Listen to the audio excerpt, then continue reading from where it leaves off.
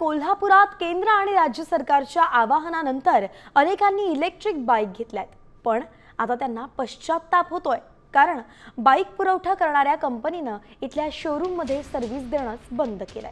त्यामुळे आता दुरुस्ती अभावी शेकडो गाड्या 6-6 महिने धुळखात पडल्यात।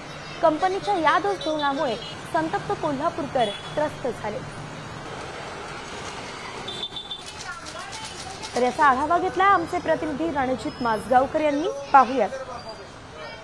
वाढत्या पेट्रोलचे दर लक्षात घेता अनेकांनी ई बाईक टू व्हीलर घेण्याचा विचार केला होता आणि त्याच पार्श्वभूमीवर गेल्या 3-4 वर्षापासून कोल्हापुरामध्ये ई बाईकची संख्या मोठ्या प्रमाणात वाढलेली आहे।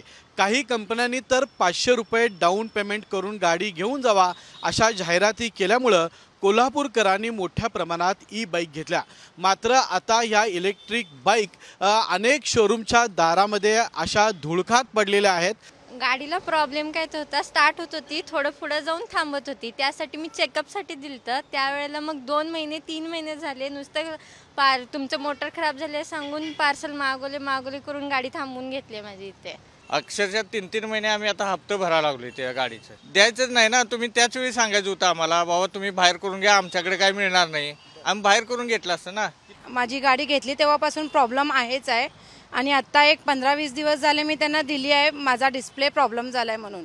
पण डिस्प्ले रिप्लेस करून देतो म्हणून सांगितलंय, पण आता त्यांचा काही रिप्लायच नाही आहे। कॅमेरामॅन सचिन सावंत सोबत मी रणजित माजगावकर, साम टीव्ही, कोल्हापूर।